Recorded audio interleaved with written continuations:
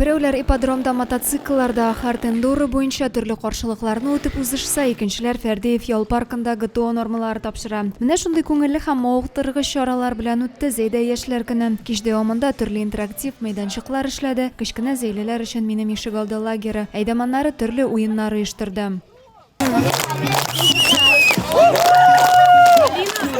Районыбызның сәләтле, тырыш һәм актив яшьләрен башкарма комитет җитәкчесе дә котлады. Яшь буынның районыбыз буенча гына түгел, республикадагы уңышларын билгеләп үтте. Һәрберсенең тормышта үз урынын табуларын теләде. Пожелать самое главное здоровья, вот той неиссякаемой энергии, чтобы вы также всегда были отзывчивы, профессиональны, чтобы у всех все получалось в учебе, в работе, в семье. Поэтому всех с праздником!